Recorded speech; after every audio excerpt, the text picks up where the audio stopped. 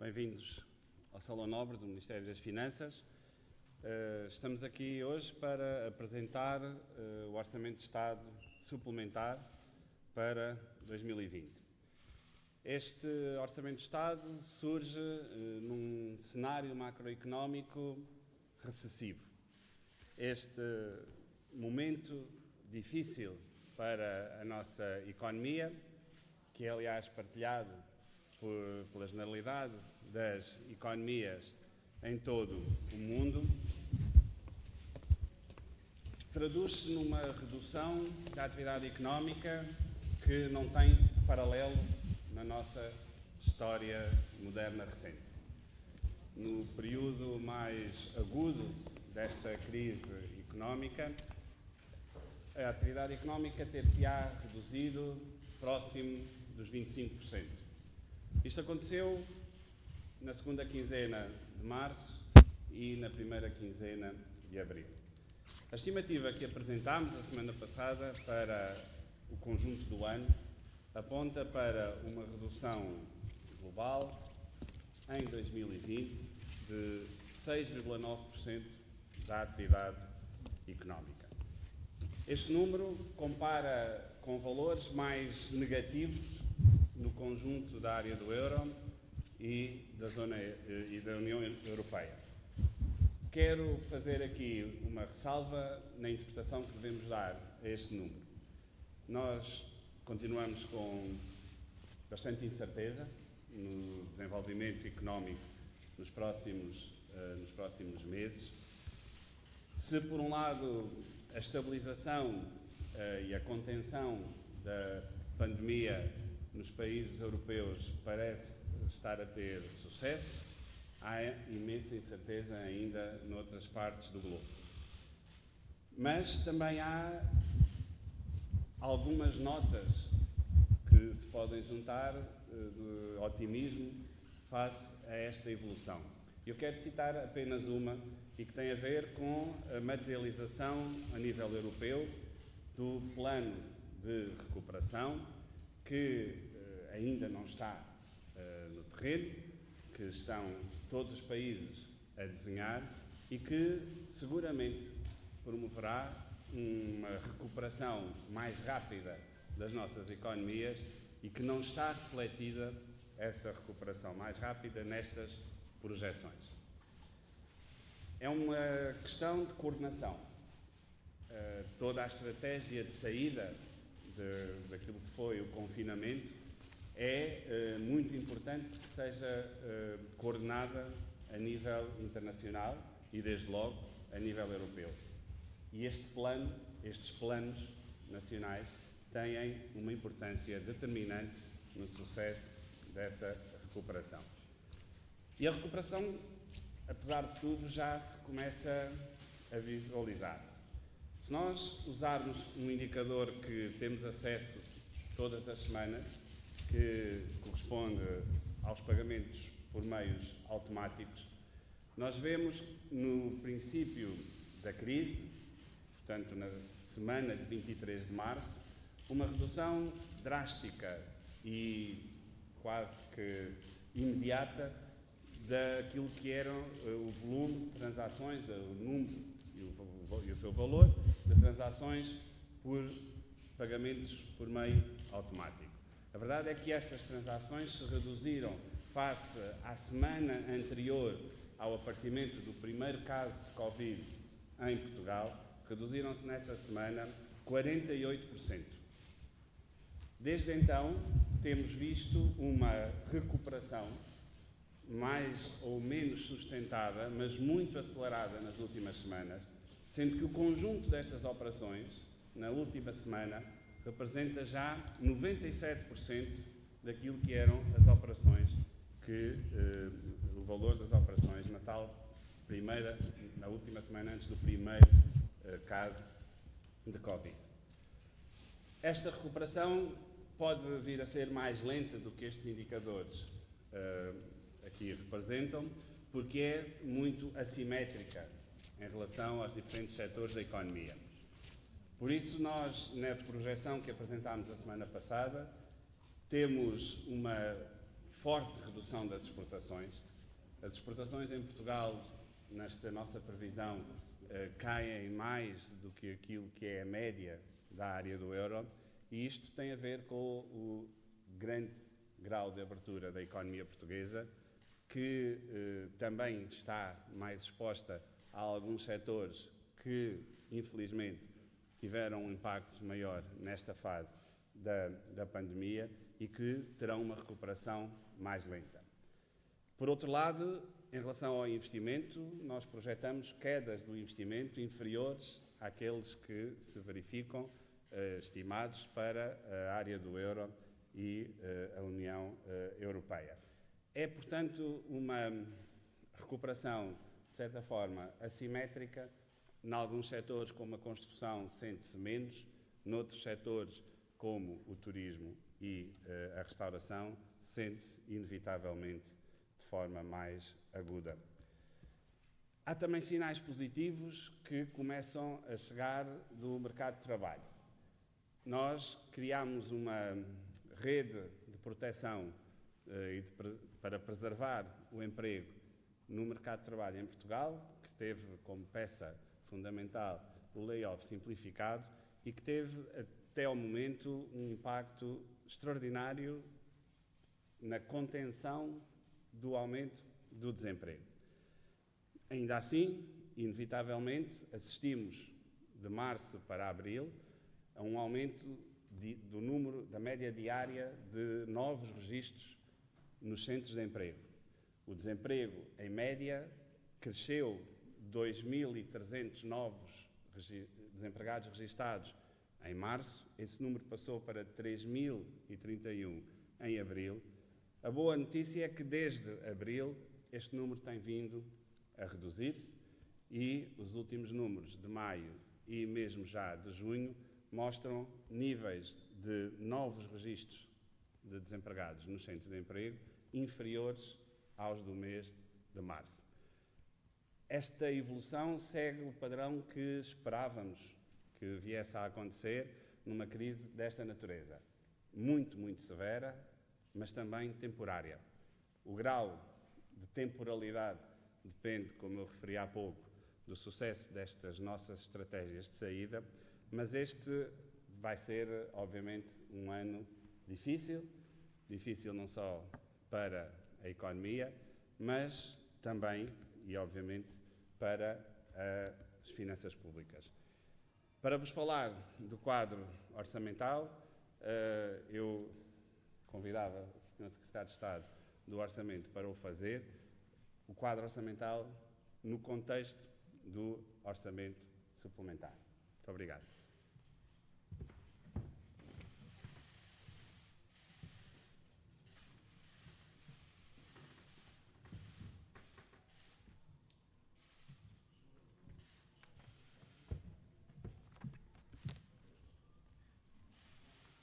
Muito boa noite. Vou focar-me, como o Sr. Ministro referiu, agora no plano orçamental e no quadro do Orçamento Suplementar que acabámos de apresentar na Assembleia da República. Queria, antes de falar nesse quadro, começar com o contexto de partida. Nos últimos 5 anos preparámos, em conjunto, esta equipa, preparámos e executámos 5 orçamentos de Estado. Foram anos de muito trabalho que nos permitiram atingir o primeiro excedente orçamental da democracia, com valor positivo de 0,2% em 2019. Foi feito num contexto de criação de emprego, de recuperação do rendimento das famílias e de redução das desigualdades sociais. Construímos assim bases financeiras sólidas para que Portugal possa enfrentar com melhores condições esta crise sem precedentes criada pela pandemia em todo o mundo. Esta crise surgiu de forma muito súbita e profunda e conduzirá em Portugal a uma contração da economia de 6,9%, uma redução ligeiramente inferior ao que acontece na União Europeia. Esta redução da atividade económica terá naturalmente consequências orçamentais. Produzirá uma diminuição da receita do Estado em cerca de 5%, são menos 4.400 milhões de euros de receita, em grande parte resultante da redução da receita de impostos do Estado, cerca de 4 mil milhões, mas também da diminuição da receita de contribuições para a segurança social. Prevê-se, para além da redução da receita, um aumento da despesa para fazer face à crise de saúde pública e às consequências económicas e sociais da crise do Covid. São cerca de 4.300 milhões de euros a mais do que estava previsto no Orçamento de Estado para 2020. Portanto, o Orçamento Suplementar acrescenta e prevê para a execução de 2020 mais 4.300 milhões de euros de despesa. Em resultado da redução da receita e do aumento da despesa, prevemos assim que o déficit orçamental para 2020 passe a ser de 6,3% do PIB. Para fazer face a esta crise súbita decorrente do Covid, importa, numa primeira fase, concentrar os nossos esforços em políticas de estabilização da economia, no apoio ao emprego e às empresas e na ajuda às famílias e à proteção dos seus rendimentos. Para manter o emprego e os postos de trabalho, o Governo implementou um conjunto de políticas. Eu queria destacar pela sua importância 3 grandes medidas, que no seu valor global representam 2 mil milhões de euros de despesa adicional. Em primeiro lugar, é a medida que já está em vigor do layoff simplificado, que terá um novo layoff de apoio à retoma progressiva do emprego e do trabalho. No conjunto destas 2 medidas de layoff, a que está em vigor e a nova, custarão cerca de 1.100 milhões de euros adicionais de despesa.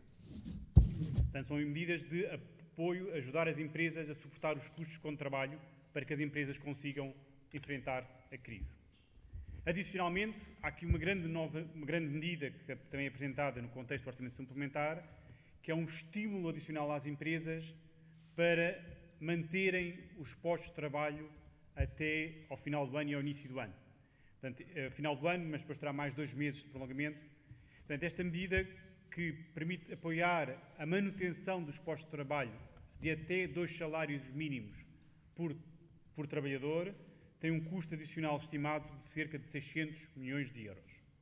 Finalmente, uma terceira política são as políticas ativas de emprego, de apoio à formação e à contratação de desempregados, com um valor global de 300 milhões de euros, em particular financiado por fundos europeus. Para além destas medidas mais focadas na manutenção dos postos de trabalho, temos um segundo grande conjunto de medidas focadas na melhoria da liquidez das empresas, que foi muito afetada por esta crise. São medidas que permitem às empresas continuar a fazer face aos seus pagamentos.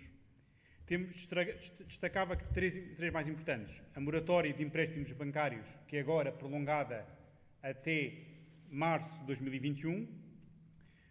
Em segundo lugar, o financiamento às empresas através de empréstimos com garantias do Estado, que agora o Orçamento Suplementar acrescenta em mais 6.800 milhões de euros.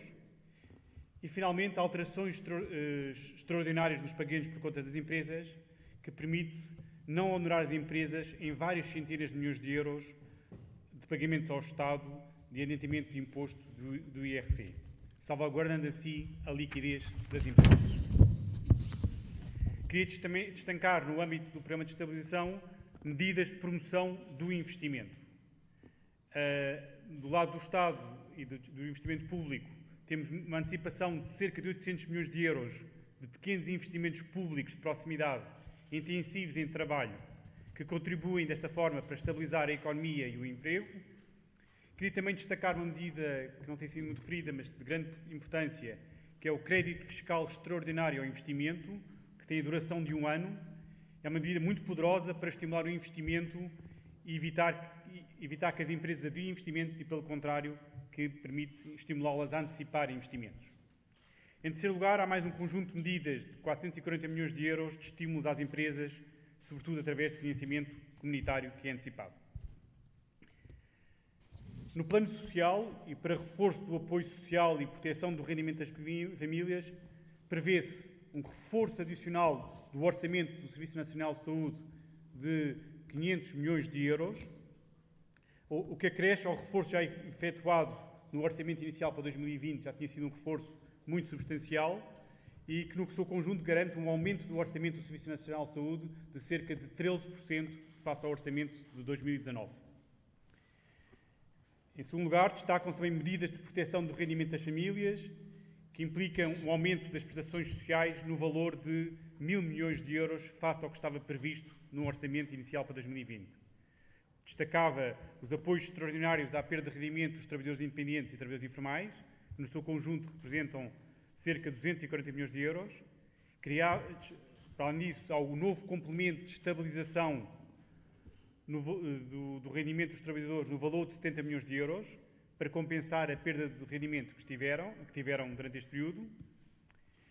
Criou-se também um pagamento extraordinário do abono de família às famílias no valor de 32 milhões de euros e a prorrogação de um conjunto de prestações sociais, em particular o subsídio social de desemprego, com um custo adicional de 72 milhões de euros.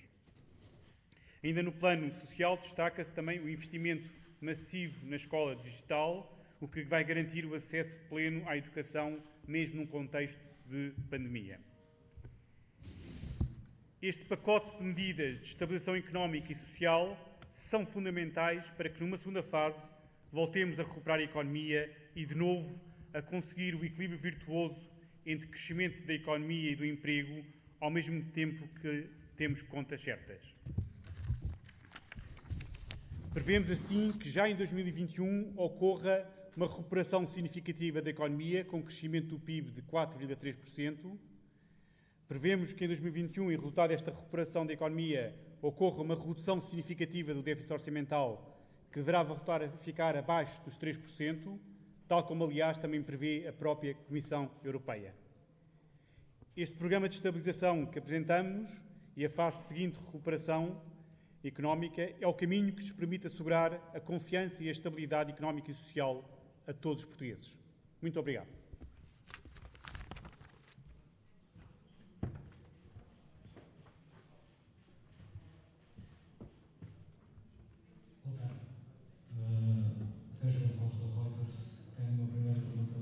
O Sr. Ministro das Finanças ou o Sr. Secretário de Estado, nesta primeira pergunta gostaria que escolhessem, qual é que responde.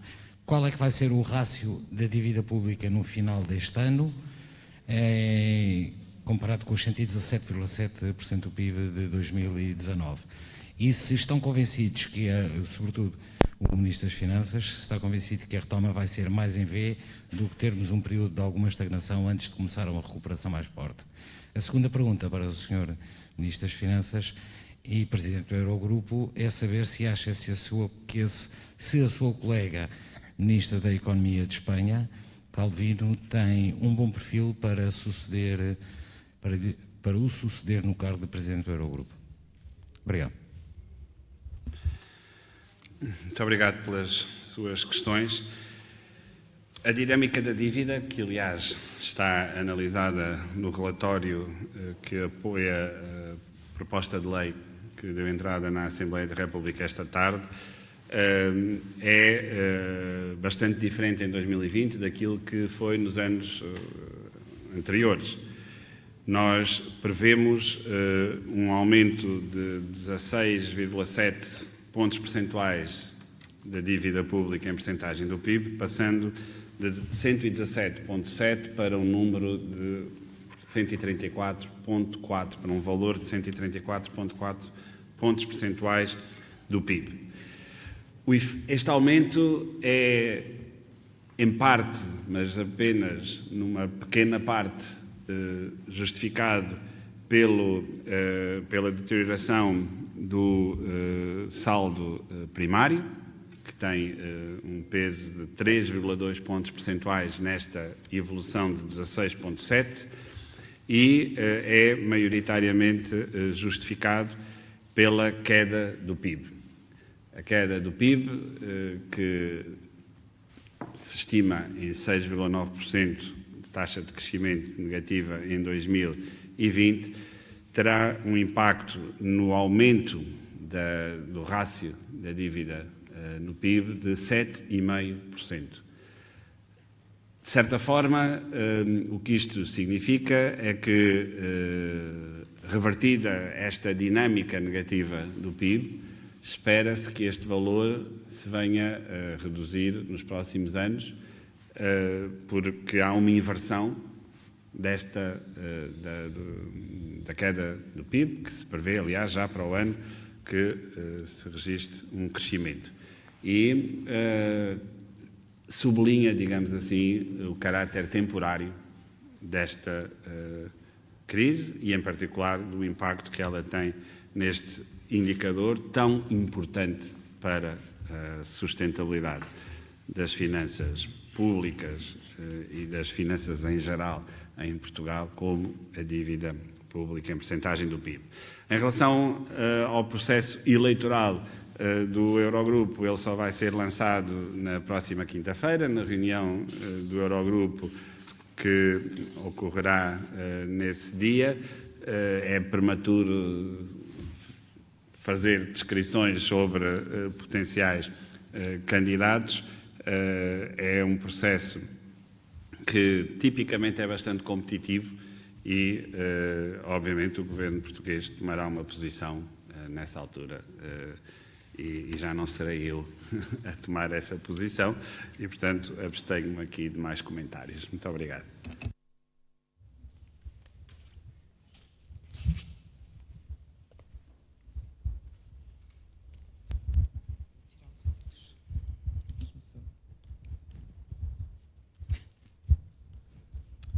Boa noite, Ana Suspiro do Observador. Eu tenho duas questões. Uma tem a ver com a TAP. Eu queria saber se esta proposta de orçamento suplementar inclui um valor para a ajuda do Estado à TAP e se inclui, se nos pode dizer qual é e qual a modalidade, se será através de capital, de aval público ou de instrumentos de dívida.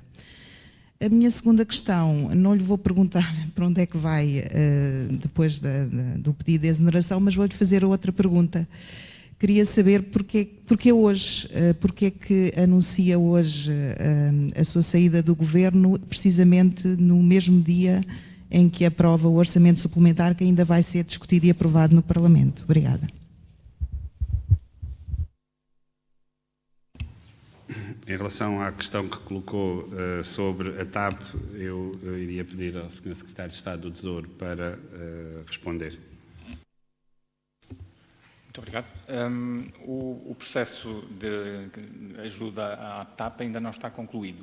Nós já fizemos o pedido de auxílio de Estado à Comissão Europeia e, neste momento, aguardamos por uma decisão da Comissão, que deverá ocorrer ainda esta semana.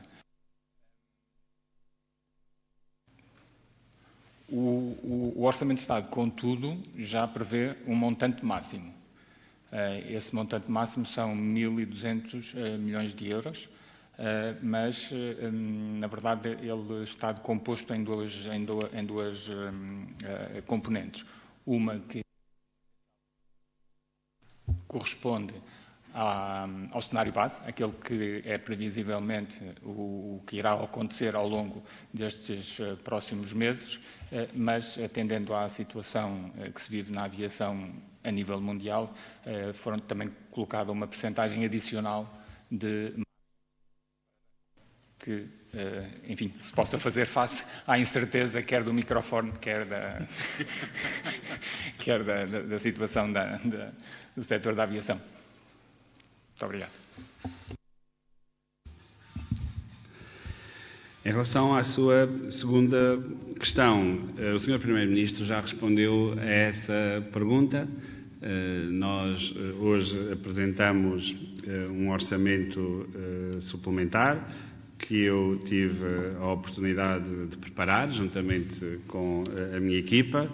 É um momento importante, é um momento em que Portugal mostra, enfim, mais uma vez o seu grau de preparação para responder aos desafios que estão.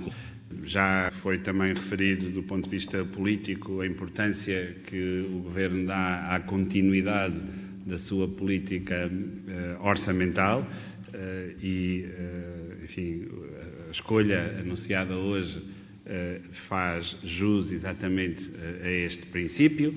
É uma transição tranquila de um governo que se preparou, quer na legislatura anterior, quer nesta legislatura, para governar, de um governo que cumpriu todos os seus objetivos orçamentais e, de forma muito determinada, foi implementando um programa económico, financeiro, orçamental, que tem previsibilidade, que promove a estabilidade, que não dá, como nós gostamos muito de dizer, passos maiores do que a perna, e a transição que hoje ocorre é feita de tudo isto e ocorre no dia em que precisamente apresentamos com o mesmo rigor e o mesmo caráter de previsibilidade este orçamento suplementar. Muito obrigado. Natália Carvalho, da Antena 1, estou aqui atrás, peço desculpa, Sr. Ministro, de estar tão longe. Na entrevista que deu precisamente à Antena 1 na sexta-feira, disse que não estava cansado de ser Ministro. Hoje demitiu-se. O que é que se passou durante este fim de semana, nas últimas 48 horas para esta decisão? Quais as razões, e é a pergunta direta, que o levam a demitir-se? É o Banco de Portugal no horizonte? Pergunto. Está a apresentar um orçamento, não acha que devia de ser também o senhor a defendê-lo no Parlamento? E já agora, com quem é que o Governo espera aprovar este orçamento de Estado? Por outro lado, e ainda em relação à TAP, eu confesso não percebi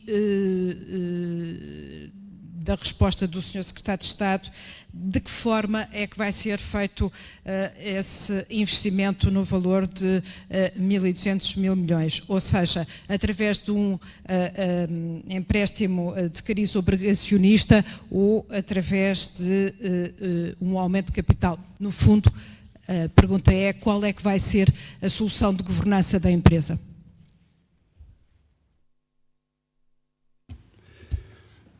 Muito obrigado pelas suas questões. A transição que hoje ocorre tem o enquadramento que já foi há pouco referido. Enfim, deixou subentender na sua questão que havia um paralelismo entre a demissão e o cansaço. Eu o que lhe posso dizer é que ao longo destes 1.664 dias como Ministro das Finanças, como disse o Sr. Secretário de Estado, 5 orçamentos que foram cumpridos à 10ª e 912 dias como Presidente do Eurogrupo. Todos os dias entrei no Ministério com a mesma determinação que entrei no primeiro dia. E amanhã farei o mesmo, e na quinta-feira, quando vier presidir a reunião do Eurogrupo, no dia feriado, farei exatamente a mesma coisa. O que estamos, enfim, neste contexto a analisar é, tal como também já foi referido, apenas uma transição de um ciclo que termina, de outros que se renovam, e é exatamente essa a atitude que temos que ter face a esta situação. O orçamento foi, ao longo dos últimos dias, mais intensamente nos últimos dias mesmo, preparado pelas secretarias de Estado que aqui estão representadas comigo nesta mesa. É um orçamento de uma equipa que já fez 5 orçamentos anteriormente. É um orçamento suplementar que foi detalhadamente apresentado a todos os partidos com assento parlamentar, porque decorre do programa de estabilização. Foi sujeito, enfim, objeto de reuniões adicionais com os partidos que têm vindo ao longo dos últimos 4 anos e meio a apoiar o governo do Partido Socialista, e é esse quadro parlamentar que vai, obviamente, avaliar e, espero eu, aprovar o Orçamento de Estado suplementar, porque ele é um instrumento essencial para todas as políticas que o Sr. Secretário de Estado do Orçamento aqui referiu. Os 4 eixos do Programa de Estabilização são essenciais para permitir que Portugal chegue àquele momento que eu referi, em que as nossas economias, as nossas sociedades se preparam para reabrir. Este é um exercício de coordenação muito exigente e não se trata tanto de haver vencedores ou não, mas trata-se que aqueles que estiverem melhor preparados para poder responder nesses momentos de abertura são aqueles que mais rapidamente vão recuperar desta crise. E para que isso aconteça, precisamos ter os trabalhadores nas nossas empresas, precisamos ter as nossas empresas com liquidez, precisamos ter as nossas empresas capitalizadas e o conjunto importantíssimo de medidas que temos vindo a desenhar, a implementar e agora a dar cobertura orçamental é essencial e eu espero que seja essa a discussão que vamos ter no Parlamento, com a mesmíssima responsabilidade orçamental que nos trouxe até aqui como o país que mais reduziu a dívida pública na área do euro nos últimos 4 anos, como o país que mais emprego criou, ou de entre os que mais emprego criou e mais reduziu o desemprego na União Europeia nos últimos 3, 4 anos, como um país que, de facto, pela primeira vez, converge com a União Europeia ao longo de 3 anos, coisa que não acontecia em Portugal há muitas décadas. É este o Portugal que estes 4, 5 orçamentos que aprovámos preparou. Esta crise não é uma crise que vem da economia, nem das finanças públicas, é uma crise exógena e Portugal está, obviamente, bem preparado no contexto europeu, contando com o apoio e os instrumentos criados na União Europeia para responder a esta crise. Desta vez não ficámos, de facto, a ver como é que se desenvolvia a crise, todos respondemos e é esse o momento, estamos preparados. Muito obrigado.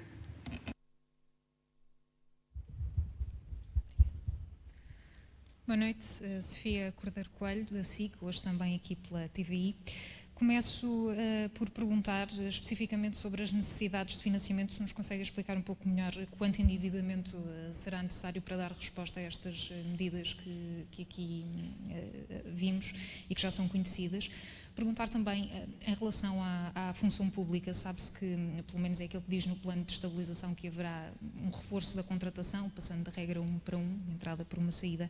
Se isso não significa uma despesa adicional que nesta altura será difícil de suportar da parte do Estado, e o mesmo se aplica também aos aumentos salariais para o próximo ano. O Governo ainda não descartou completamente essa possibilidade, já há alguma decisão nessa matéria e quanto é que isso, de facto, o que é que isso poderá significar para as contas do Estado.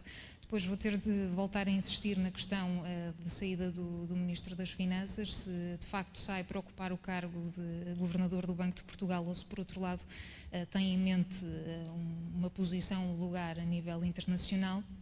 E depois perguntar também se sai nesta altura, precisamente para sair com os bons resultados no currículo, depois de um excedente no último ano e agora com esta previsão muito mais pessimista para este ano. Obrigada. Muito obrigado. Em relação à questão do endividamento, nós atualizamos os limites de endividamento no orçamento suplementar face ao orçamento de 2020 em 10 mil milhões de euros. Passaram esses limites de 10 para 20 mil milhões de euros.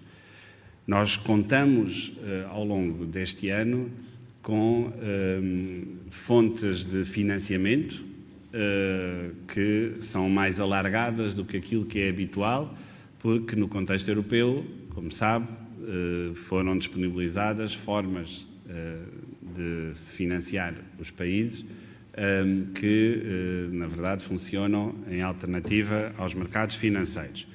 Portugal tem tido nos últimos dias, em particular nas últimas 3 semanas, um comportamento dos mercados financeiros excepcional. com, de novo, um esmagamento dos diferenciais de taxas de juro face aos países do centro da Europa, que são normalmente tomados como referência para o cálculo destes diferenciais, em particular a Alemanha. E as nossas taxas, ainda que permanecendo ligeiramente acima do que se registava no período anterior ao Covid, têm, neste momento, valores bastante próximos.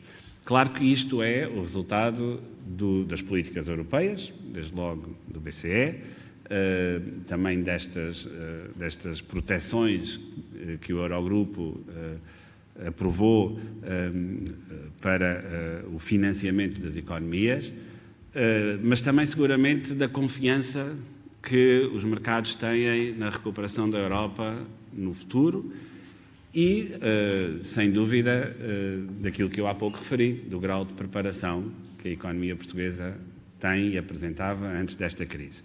Nós temos conseguido aumentar todas as nossas presenças no mercado com aumentos das emissões face àquilo que era o plano original, antes do Covid, e temos-lo feito com aumentos da procura e, portanto, o nosso financiamento tem corrido de forma bastante tranquila. Nós temos para a semana, aliás, a amortização de uma OT próximo de 8 mil milhões de euros, 7.900 milhões de euros, que é um pagamento enormíssimo que a República tem que fazer e, obviamente, temos esse dinheiro já para fazer esse pagamento e, portanto, não há nenhuma questão quanto ao financiamento da República. O reforço da administração pública provou ser, nesta fase, em particular em algumas áreas, essencial. A resposta que o Serviço Nacional de Saúde deu terá surpreendido muitos daqueles que erradamente associaram o Serviço Nacional de Saúde com restrições, supostas restrições, a que este Serviço Nacional de Saúde teria sido sujeito ao longo dos últimos 4 anos. A verdade é que o Serviço Nacional de Saúde aumentou o seu investimento, a sua despesa, os seus recursos humanos, a sua capacidade de fazer exames, a sua capacidade de partilhar essa procura com o setor privado ao longo dos últimos 4 anos, a um ritmo que há muitas décadas não era observado em Portugal. E não tínhamos a menor dúvida. Se não tivesse sido feito esse investimento, a resposta que o Serviço Nacional de Saúde hoje dá a esta epidemia não era aquela que nós temos observado. Eu acho que há alguma altura em que nós devemos mesmo ser honestos connosco próprios e pensar como é que conseguimos responder aos desafios que nos colocam. A administração pública é essencial. Eu disse-o talvez pelo menos 3 vezes em cada uma das apresentações de orçamentos que aqui fizemos. A administração pública é um fator de desenvolvimento das sociedades modernas e desenvolvidas. A administração pública não é um estigma. A administração pública não é um fardo. Mas a administração pública precisa de ser gerida. E nesta fase, aquilo que o Governo disse foi muito simplesmente isto. Nós temos que preparar e continuar a preparar a administração pública, em particular em algumas áreas, para responder a este desafio. A regra de 1 por 1 que refere é uma regra média, que se aplica apenas às aposentações. A verdade é que ainda no contexto do Programa de Estabilização, nós já anunciámos um reforço de mais contratações para a saúde, muito focalizadas nas áreas que pensamos sejam absolutamente cruciais preparar o SNS, por exemplo, ao nível do apoio e da área intensivista. São investimentos cruciais e são investimentos muito focados. É esse o papel da administração pública e esse papel da administração pública nunca foi posto em causa e não será posto em causa no futuro. Isto não quer dizer que não tenha que haver uma racionalidade na forma como o esforço é feito. E quando o Orçamento de Estado de 2021 for preparado, eu estou certo que nesta lógica que o Sr. Secretário de Estado do Orçamento aqui referiu e que hoje o Primeiro-Ministro voltou a reafirmar, a seguir ao Conselho de Ministros, vai imperar, porque, como eu disse há pouco, não podemos dar passos maiores do que a perna. Esse é o princípio que vai continuar a nortear a nossa ação e é isso que interessa hoje. Muito obrigado. Boa tarde, Diana Ramos, do Correio da Manhã. Antes de mais, queria lhe perguntar ao Ministro das Finanças, houve muitos elogios durante a tarde após o anúncio da sua saída do Governo, mas houve também algumas críticas em relação ao timing escolhido, muitas críticas pelo facto deste ser um dos períodos mais complicados e ser este um momento escolhido para sair. Eu gostava de lhe perguntar como é que responde a esses críticos. Gostava também de perceber consigo se, a partir do dia 15, quando se consumar a tomada de posse do Secretário de Estado João Leão, se admite assumir o cargo de deputado na Assembleia da República para o qual foi eleito nesta legislatura.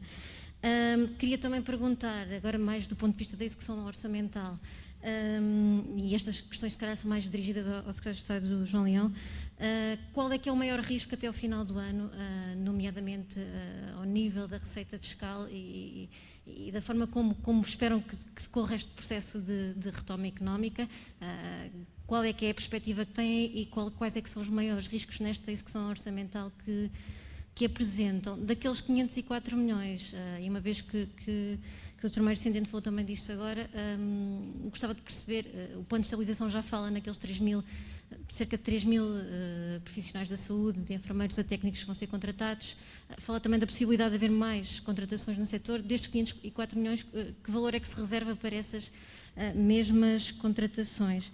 E uma última questão muito rápida para o Secretário de Estado Adjunto e das Finanças, uma vez que esta pandemia está a colocar os rácios do novo banco ali próximo do limite, se o orçamento suplementar prevê algum tipo de verba para o caso de ser necessário fazer novo tipo de financiamento ao Fundo de Resolução para eventualmente ter que ser necessária uma nova injeção de capital para o banco. Obrigada. Muito obrigado. Enfim, eu não vou comentar críticos, até porque não sei quem são, mas já expliquei o timing, já expliquei as razões pelas quais esta transição é feita agora e posso-lhe acrescentar que vou continuar a cumprir a minha função como Presidente do Eurogrupo até meados do mês de julho e não vou assumir o lugar de deputado na segunda-feira. Sr. Secretário de Estado do Orçamento. Em relação aos riscos na execução orçamental, nós sabemos que as condições de partida eram condições bastante favoráveis e positivas, ou seja, a economia estava equilibrada, as contas públicas tinham um excedente orçamental, o país como um todo era uma situação bastante sustentável, tinha um equilíbrio externo, ou seja, a balança de transações externa era positiva, portanto era uma situação de equilíbrio e sustentável. Sabemos que esta crise apareceu de forma muito rápida e súbita, muito associada à pandemia, não é? Portanto, é a pandemia que cria incerteza. Temos tido uma evolução positiva nos últimos 2 meses. Agora, depende do ritmo da evolução e da evolução da pandemia, isso vai condicionar não só em Portugal, mas como toda a Europa, não é? Portanto, isso aí a atividade económica e, nomeadamente, dessa forma, a receita do Estado. Portanto, as estimativas, a evolução recente, quer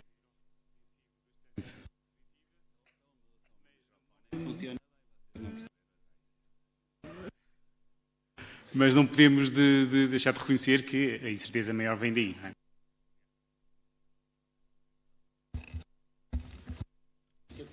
É mesmo verdade, só aquele microfone é que funciona bem. Aquele é o do Sr. Ministro. Do Sr. Ministro, com certeza.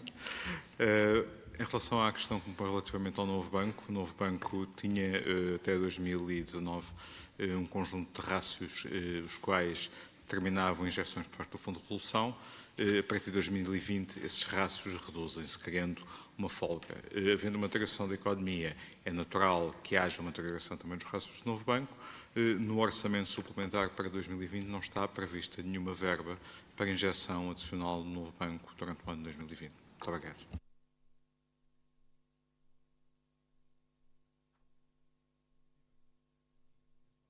Filipe Santa Bárbara para a TSF.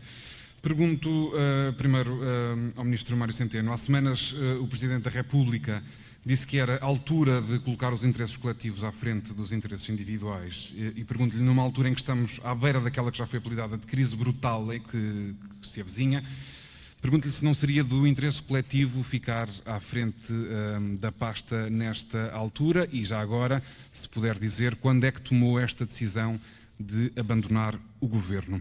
Para o até agora Secretário de Estado, João Leão, corre nos bastidores que é muito rigoroso e duro com as contas. Pergunto-lhe o que é que podem os portugueses esperar do próximo Ministro das Finanças, se pode afastar o tão falado fantasma da austeridade nos anos que se seguem e já agora perceber o que é que vai acontecer à restante equipa das Finanças. Obrigado.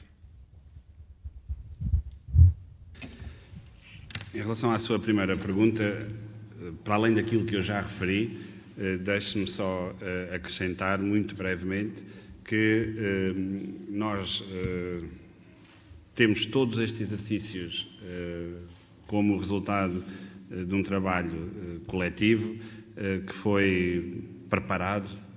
Este é mais um exemplo. Esta transição dá-se num contexto de continuidade e de tranquilidade total e absoluta, em que, felizmente, Portugal tem instituições fortes. As instituições da administração pública hoje são muito mais fortes do que eram há uns anos e não vejo como possa haver nenhum receio do tipo que referiu. João. Esperemos que o microfone se mantenha a funcionar. Em relação à questão do rigor, eu penso que o rigor é sempre importante e os portugueses valorizam isso, porque é o rigor que permite-nos, com recuperação de rendimentos, com apoio às famílias, com redução de impostos, manter as contas equilibradas e mostrar que o que devemos a fazer, fazemos de uma forma que é sustentável, que damos passos que não são maiores que a perna, são passos que não temos que depois recuar, porque foram passos dados com conta, peso e medida. E nesta fase que vamos enfrentar, tem que haver aqui uma preocupação muito grande com a estabilização económica e social.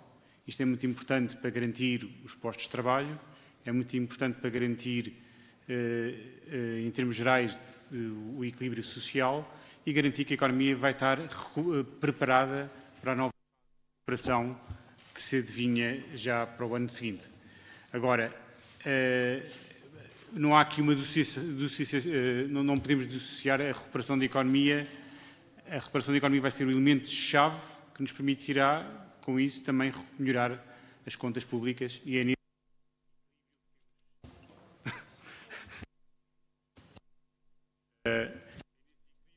que temos que assegurar entre a recuperação da economia e, através da recuperação da economia, que se consegue também boas contas e contas certas. Muito obrigado.